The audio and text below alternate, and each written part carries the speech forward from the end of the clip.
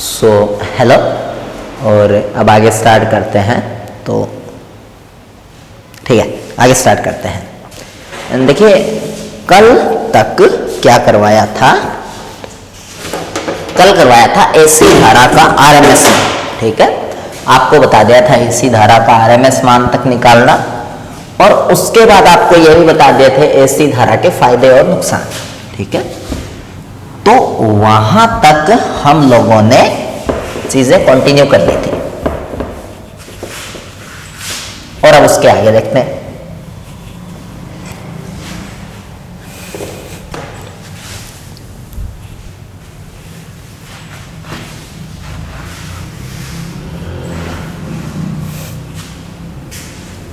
तो सबसे पहले तो नेक्स्ट टॉपिक है, उसके बाद देखिए अब पढ़ेंगे हम लोग एसी धारा के वोल्टता व धारा के फेजर आरेख। देखिए, हम क्या मानते हैं? हम लोग ये मानते हैं कि जो एसी धारा की वोल्टता होती है वो होती है V, और उसको हम शो करते हैं किससे? V is equal to V0 sine omega t से। और इसी टाइप से हम लोग मानते हैं कि जो एसी धारा होती है उसमें करंट होती है I is equal to I0 sine omega t। देखिए, वैसे तो ये करंट है, ये ओमेगा टी होती है, लेकिन कई दुनिया में डिवाइसेज ऐसे होते हैं, मैं आगे पूरा डिटेल में बताऊंगा इस चैप्टर में, जैसे कैपेसिटर होता है, जैसे आपका इंडक्टर प्रेरक होता है, उसमें जब वोल्टेज और करंट प्रवाहित करते हैं तो वो विरोध वगैरह के चक्कर में करंट और वोल्टेज को आगे पीछे कर देते हैं। मतलब वोल्टेज तो होता है V is equal to V0 sine omega t, और करंट होती है I is equal to I0 sine omega t plus में फाई, और ये जो है इनको बोलते हैं फेजर्स। ठीक है, तो इनके जो ग्राफ खींचेंगे उन ग्राफ्स को क्या बोलते हैं? फेजर्स। बट एक बार के लिए इतना ध्यान रखो कि ये जो समीकरणें हैं, इन समीकरणों से शो करते हैं किसको? एसी धारा और एसी वोल्टता को। अब उसके बाद आगे कंटिन्यू करते हैं। देखिए, इनके ग्राफ कैसे बनाएंगे? सबसे पहले तो आप एक काम करो, एक कर्व खींच लो। ये आपने एक कर्व खींच लिया, और अब इस कर्व के अंदर आप दिखा दो वोल्टेज को। देखिए, वोल्टेज है वो करंट से बड़ा होता है, तो वोल्टेज को बड़ा दिखाओ, ऐसे एक रस्सी सी दिखाओ, एक मार्क दिखाओ, और इसको दिखाओ V0, और इससे बना दो एक गोल घेरा ऐसे। ठीक है, और ये V0 जहां पर भी पड़ेगा, ठीक है, ये V0 है, ये V0 जहां पर भी गिरेगा वो वैल्यू किसको दिखाएगी? वो दिखाएगी V को। ठीक है, तो ये आपको ध्यान में रखना है। और जो V है वो x एक्सिस के साथ कितना एंगल बना रहा है? Omega T. तो ये हो गया इस समीकरण का फेजर। करंट का फेजर कैसे बनाओगे? देखिए, करंट है वो फाई आगे है, यानी ओमेगा टी तो है ही है, लेकिन जो करंट है उसमें ओमेगा टी में फाई क्या हो रहा है? ऐड हो रहा है। तो ये दिखाएगा करंट को, यानी किसको? I0 को। और जो I0 है उसका जो सर्कल है वो छोटा होगा। क्यों होगा? क्योंकि देखिए, करंट तो हम मानते हैं, वोल्टेज तो हम मानते हैं 220 और करंट होते हैं 2.5 एम्पियर। तो बस ये थोड़ा सा फर्क मान, वैसे इनमें कोई रिश्ता नहीं है। वोल्टेज V से वोल्टेज वोल्ट में नापा जाता है, करंट एम्पियर में नापी जाती है। बट चलो, दुनिया में जो चल रहा है उसको दिखाने के लिए, उसको शो करने के लिए हम लोग वोल्टेज को बड़ा दिखाते हैं, करंट को छोटा दिखाते हैं। तो ये किसको दिखा रहा है? I को। और ये कितना एंगल बना रहा है? फाई। और ये I0 जहां पे भी गिरेगा वो किसको दिखाएगा? I को। तो ये है VI फेजर आरेख। अब आपको इस आरेख का सरलीकृत रूप भी पूछ सकते हैं थोड़ा, तो ये बराबर लगा दो। देखिए 2 डंडे बराबर होते हैं, 3 डंडी तुल्य होती है, ये लगा दो। और आप ऐसे भी दिखा सकते हो कि ये वोल्टेज है V0, ये वोल्टेज एंगल बना रहा है ओमेगा टी, और ये वोल्टेज जहाँ पर भी गिर रहा है वो कुछ ऐसे। उसके बाद I0 है वो omega t plus phi angle बना रहा है, और I0 यहाँ पे गिर रहा है, और ये क्या है फाई। तो उसमें कुछ नया नहीं है, बस इसमें आपने वो नहीं बनाया, क्या सर्कल नहीं बनाया, बाकी सब कुछ सेम है, ठीक है। और अगर देखें तो इसको और सरलीकृत कर सकते हो, कैसे? ये इधर आपका वोल्टेज और ये इधर आपका करंट, और दोनों के बीच में कितने का गैप है? फाई का, बाकी एंगल सेम है। तो ये सारे जो डायग्राम है, ये सारे डायग्राम है एसी वोल्टता और धारा के फेजर। तो ये वाला टॉपिक था एसी धारा के तथा एसी वोल्टता के फेजर आरेख। एक फेजर लोग बाग और बनाते हैं कि देखिए अब जो वोल्टता है वो साइन ओमेगा टी है सीधा, उसमें फाई वगैरह नहीं है। तो वोल्टता 0 से स्टार्ट होगी और ऐसे चलेगी, ये वोल्टता का फेजर है, ठीक है। इसमें जो वोल्टता का अधिकतम मान है, जो वोल्टता का अधिकतम मान है, ये वाला मान अबे एक जैसा आएगा रे, कर लेना आप। ये मान है, ये होगा V0, और ये नीचे जो मान होगा ये होगा -V0। लेकिन करंट है उसमें ओमेगा टी में 5+ का है, यानी 5+ हो रहा है। और अगर 5+ हो रहा है तो ये इतना ग्राफ है, इसके अलावा करंट कुछ प्लस भी चलेगी, +5, और करंट है वो यहाँ से स्टार्ट होगी।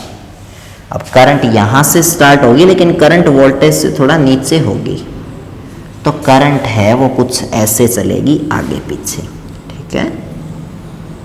और करंट और वोल्टेज में हमेशा कुछ क्या बना रहेगा? गैप बना रहेगा। तो ये वाला कर्व है, मतलब इसका यहाँ से स्टार्ट होगा, इसका +5 से स्टार्ट होगा, और ये वाला कर्व है, ये किसको दिखाएगा? I को। तो ये I0, तो ये वोल्टता के टाइम के साथ ग्राफ है, किसके? V या I के। तो इन सारे जो ये डायग्राम है, इन सारों को बोलते हैं वोल्टता और धारा के फेजर आरेख। तो आई होप ये क्लियर हुआ होगा, ठीक है। तो एनीवे ये टॉपिक था एसी धारा के वोल्टता व धारा के फेजर आरेख, ठीक है। अभी इसको इरेज करते हैं।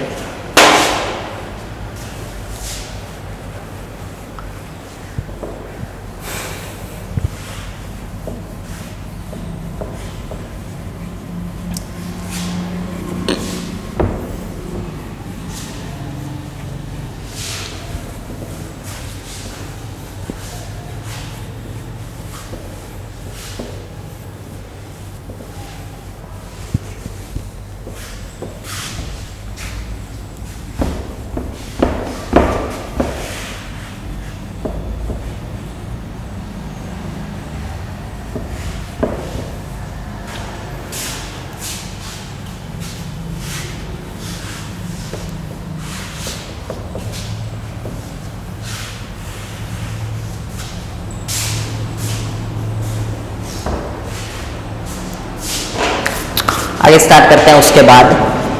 उसके बाद नेक्स्ट टॉपिक है, पहले इसको रेस करते हैं ढंग से, ऊपर से रह गया, होगा क्या इरेज? ये इरेज होगा नहीं करते हैं। उसके बाद देखो, अब आपको इस सर्किट, अब इसको आपको इस चैप्टर के अंदर अब सर्किट पढ़ने हैं, ठीक है। सबसे पहले आप पढ़ोगे इस चैप्टर के अंदर प्योर आर सर्किट, फिर प्योर सी सर्किट, फिर प्योर एल सर्किट, फिर एल आर सर्किट, फिर एल सी सर्किट, फिर एल सी आर सर्किट, और फिर चैप्टर कंप्लीट, ठीक है। तो आप इतने सारे सर्किट पढ़ोगे और चैप्टर हो जाएगा, तो बस सही है, इसको करते हैं, ठीक है। तो सबसे पहले देखो, सबसे पहले मैं आपको करवा रहा हूँ शुद्ध प्रतिरोध युक्त परिपथ, यानी ऐसा सर्किट जिसके अंदर सिर्फ और सिर्फ क्या लगा हुआ हो, रेजिस्टेंस लगा हुआ हो। ठीक है, वैसे रेजिस्टेंस तो होता है प्रतिरोध, ठीक है, लेकिन सच्ची में दुनिया भर में जो प्रतिरोध होता है उसको बोलते हैं रजिस्टर। ठीक है, तो ये आपको ध्यान में रखना है। मतलब जो ऐसा आपने कभी डिवाइस देखा होगा खंभों पे ऐसे लगा हुआ, ये तो मैंने गलत बना दिया, ऐसा आपने डिस्क सी ऐसे देखी होगी लगी हुई, वो रजिस्टर होते हैं। ठीक है, तो एनीवे रेडियो में भी आपने देखे होंगे रजिस्टर लगते हैं, तो वो रजिस्टर होते हैं। ठीक है, अब इस हेडिंग का मतलब ये है ऐसा सर्किट जिसके अंदर सिर्फ और सिर्फ एक क्या लगा हुआ हो, प्रतिरोध लगा हुआ हो। तो ऐसा सर्किट जिसके अंदर सिर्फ एक प्रतिरोध लगा हुआ हो वो कुछ ऐसा होगा, ये प्रतिरोध, और इस प्रतिरोध से आपने जोड़ दिया किसी एसी को। ठीक है, और ये जो एसी है इसकी समीकरण लिख दो V बराबर V0 साइन ओमेगा टी। सही बात है, तो ये आपने समीकरण लिख दी। अब ये एसी है, ये V वोल्टेज देगा, और ये जो R है ये इससे VR वोल्टेज खाएगा। तो अगर इसके अंदर मैं किरचॉफ का रूल लगाऊं, ठीक है, कौन सा, वोल्टेज वाला रूल, केवीएल जिसको बोलते हैं, तो उससे मैं क्या लिख सकता हूं, उससे मैं लिख सकता हूं किसी सर्किट के अंदर वोल्टताओं का बीजीय योग है वो कितना होता है, शून्य होता है। अगर वोल्टताओं का बीजीय योग शून्य होगा तो देखिए V तो धनात्मक होगी क्योंकि V वोल्टता दी जा रही है सर्किट को, और VR ऋणात्मक होगा क्योंकि ये वोल्टता खा रहा है सर्किट, और वोल्टताओं का बीजीय योग कितना होता है, 0। V की जगह V0 साइन ओमेगा टी और minus VR is equal to 0। तो कुल मिलाकर VR कितना आया, V0 साइन ओमेगा टी। तो कुछ ऐसा, ये वाला कुछ, ये VR का माना गया। ठीक है, तो ये VR का आपका क्या आ गया, माना गया। देखिए I इज इक्वल टू होता है आपका जितना कोई प्रतिरोध वोल्टेज खा रहा है बटे में उस प्रतिरोध का मान। तो उस हिसाब से अगर देखें तो I हो गया V0 साइन ओमेगा टी और बटे में R। तो कुल मिला के मैं कुछ ऐसा लिख सकता हूं कि I इज इक्वल टू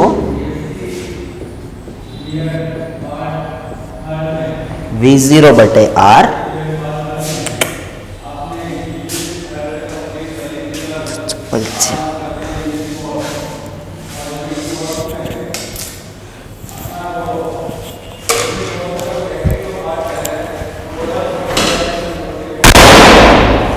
ठीक है।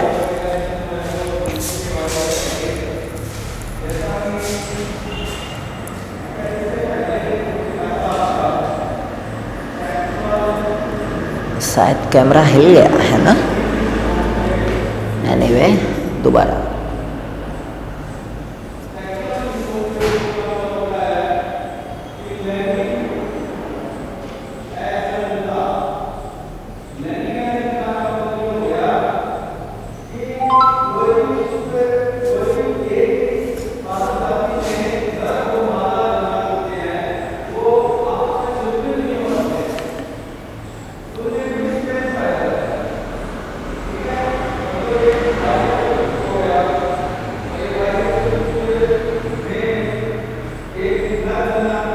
अब ये सही है, ठीक है। तो मैं ये बोल रहा था कि I इज इक्वल टू होता है VR बाई आर, यानी V0 साइन ओमेगा टी बटे R, V0 बटे R साइन ओमेगा टी। और इस कंडीशन में जो V0 बटे R है उसको लिखा जा सकता है I0। हमने ऐसा मान लिया, माना कि जो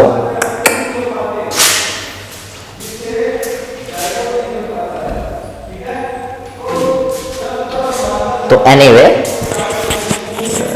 नॉइस हो रही है, तो चलो सॉरी भी, तो मैंने मान लिया कि I0 होता है, वो होता है V0 बटे R। तो इससे आपको क्या पता चला, आपका वोल्टेज इतना होता है V0 साइन ओमेगा टी, और आपका करंट होता है I0 साइन ओमेगा टी। दोनों ही साइन ओमेगा टी होते हैं। इसका मतलब ये हुआ कि अगर कोई प्रतिरोध वाला परिपथ है,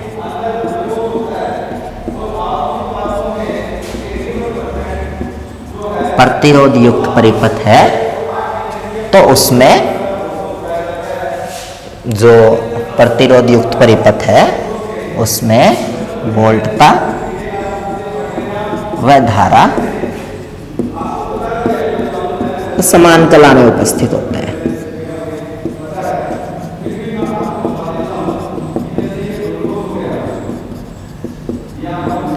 ठीक है, तो ये आपको ध्यान में रखना है। अब हम खींचेंगे इसके फेजर्स।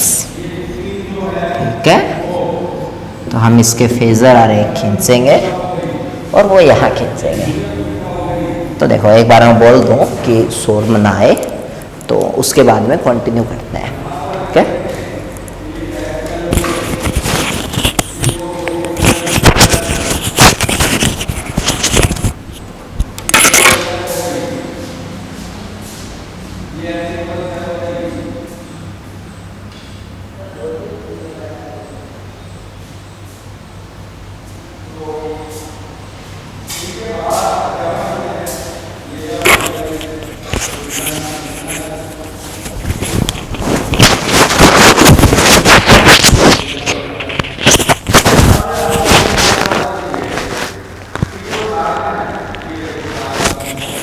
स्टार्ट करते हैं।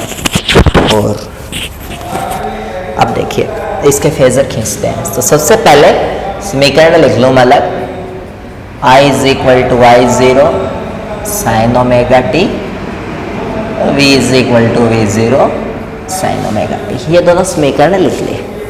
अब ये समीकरण लिखने के बाद हम फेजर खींचते हैं। तो देखो दोनों सेम कला में है, तो सबसे पहले तो बढ़िया वाला खींचते हैं, वो सर्कल वाला। तो वोल्टेज है वो बड़ा होता है, तो ये V0, इसका बना लो गोला। तो पहले गोला ही बना लेते हैं, फिर लाइनें बड़ी छोटी हो जाएगी। तो इसका गोला बना लो, और अब सही है। ठीक है, और ये जहां भी गिरे वो होगा V। उसके बाद करंट है और वोल्टेज का एंगल कितना बन रहा है, ओमेगा टी। देखिए करंट और वोल्टेज सेम ही कला में है, तो करंट का भी एंगल है वो कितना बन रहा है, ओमेगा टी। तो इसी में होगा I0, लेकिन I0 छोटा होगा और उसका गोला भी छोटा बनेगा, और I0 जहां गिरेगा वो क्या होगा, I। तो ये सब था शुद्ध प्रतिरोध युक्त परिपथ के लिए वोल्टता और धारा के मानों का परिकलन तथा इसके लिए वर्तीय रूप में खींचा गया फेजर। ऐसा क्वेश्चन आएगा तो ये इतना छाप के आना है। ठीक है, अब उसके बाद इसका एक फेजर और खींचना सिखाता हूं, सीधे वाला। ये कर्व बना लो, इस कर्व के अंदर ये वोल्टेज हो गया, ये वोल्टेज V0 है, ये जहां भी पड़ेगा वो V होगा और एंगल बनेगा ओमेगा टी, और छोटे वाला होगा I0 और वो जहां पे पड़ेगा वो I। तो बस ये फेजर है, यही है। ठीक है, तो एक ये फेजर, एक सिंपलेस्ट फेजर बताता हूँ इसका। वो सिंपल, इधर ही V है, इधर ही I है, तो ऐसा वाला फेजर। और ये पूरा जो टॉपिक था ये था शुद्ध प्रतिरोध युक्त परिपथ, सर्किट कंटेनिंग ओनली रेजिस्टेंस। ठीक है, तो आई होप आपको क्लियर हुआ होगा और ये आपको आना चाहिए। ठीक है, उसके बाद क्या निकालना है, अब याद नहीं है क्या निकालना है, मैं करवा दूंगा वैसे ही। चलो बताता हूँ, फेजर खींच लिए, ये करवा दिया।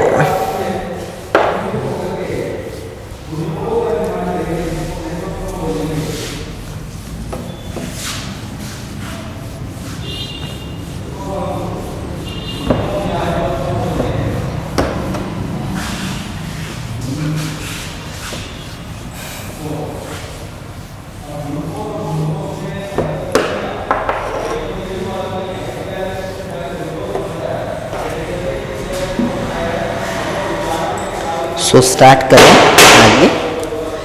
देखो इसके बाद नेक्स्ट टॉपिक है शुद्ध प्रतिरोध। देखिए शुद्ध प्रतिरोध का मतलब ऐसा सर्किट जिसमें प्रतिरोध प्रतिरोधी हो। तो शुद्ध प्रतिरोध युक्त परिपथ के लिए औसत शक्ति का व्यंजक।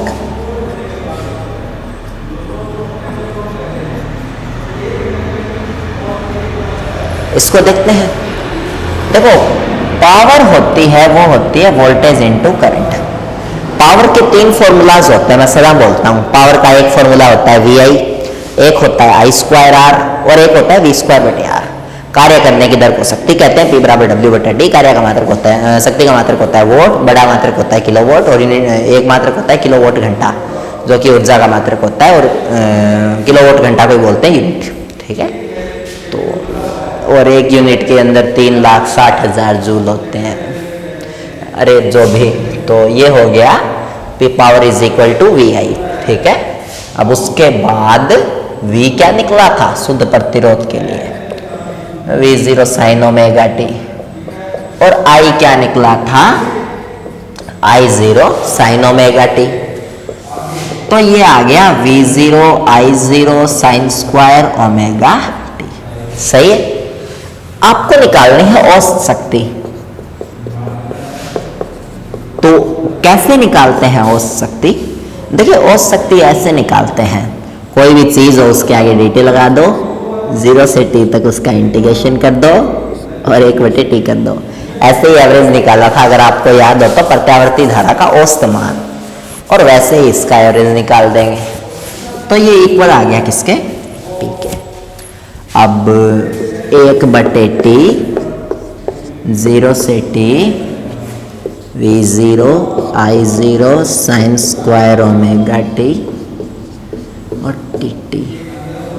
सही है, सही है। V0 I0/t बाहर आ गया, 0 से t sin² ωt और dt, है ना। ठीक है, तो P कितना आया, V0 I0/t। इसका रटने को बोला था स्क्वायर वाले का, कि साइन और कोस दोनों के स्क्वायर का रट लो अच्छे से। और ये कितना होता है, ये होता है t/2।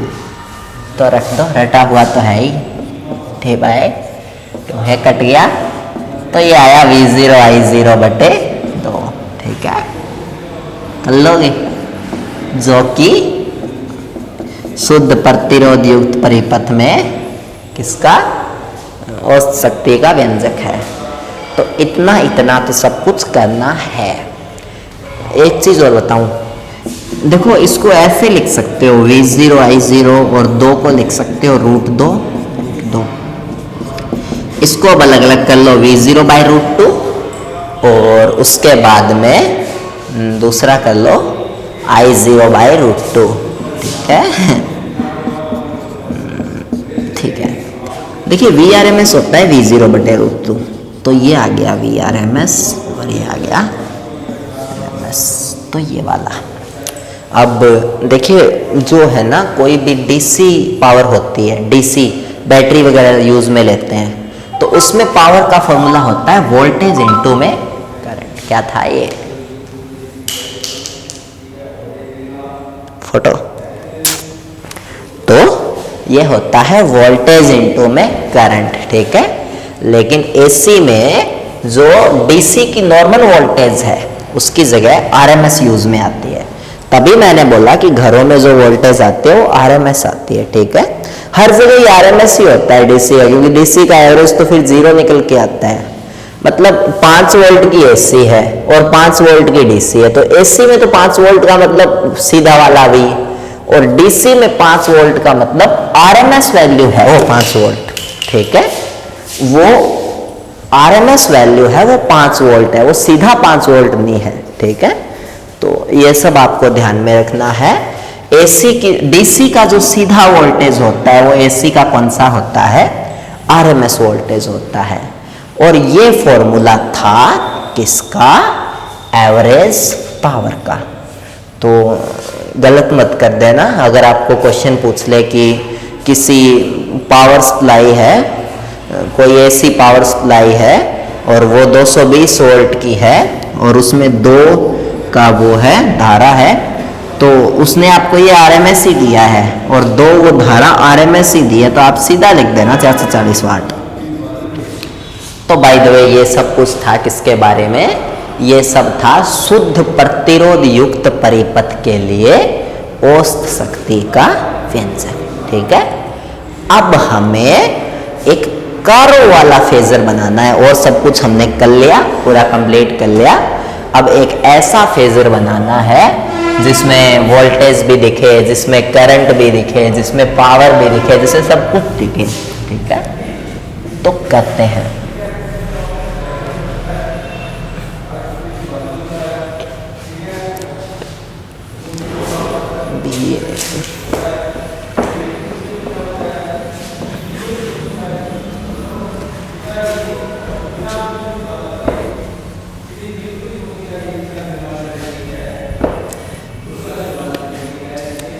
तो देखते हैं, देखो ऐसा वाला कर्व था।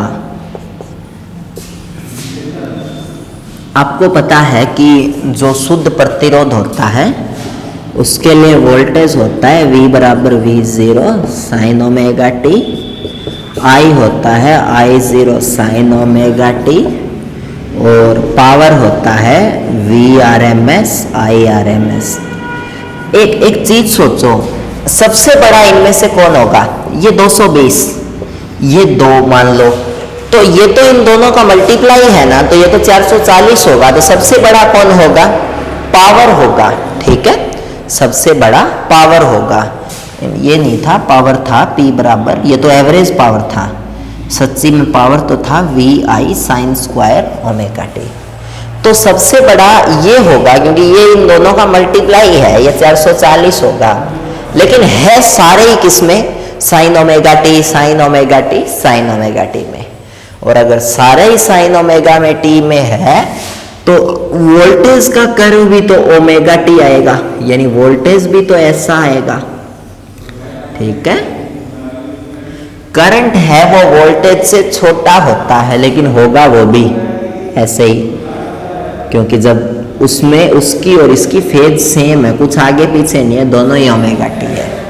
और पावर भी सेम फेज में है, बस पावर सबसे बड़ा है, तो पावर को सबसे बड़ा कर दो, बाकी होगा ऐसा ही ग्राफ सबका।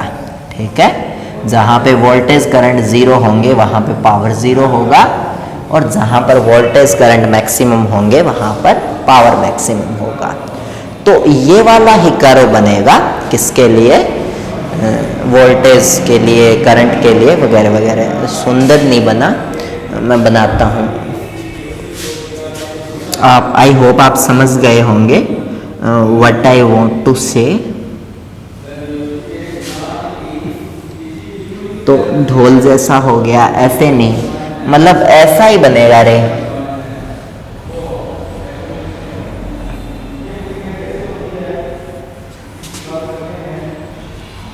ऐसा ही बनेगा, ऐसे पावर ऊपर, फिर यहाँ से थोड़ा फ्लो में ज़्यादा आ गया मैं, यहाँ से पावर ऐसे नीचे, फिर ऐसे ऊपर, मतलब पावर है वो बड़ा होगा सबसे, बाकी कर्व है वो वैसे ही आएगा जैसे इनका आ रहा है। ठीक है, तो अब आई होप क्लियर हुआ होगा। ये हो गए वोल्टेज, करंट और इनके कर्व। तो आई होप आपको क्लियर हुआ होगा। सही है, अगर हुआ है तो बस सही है। बाय।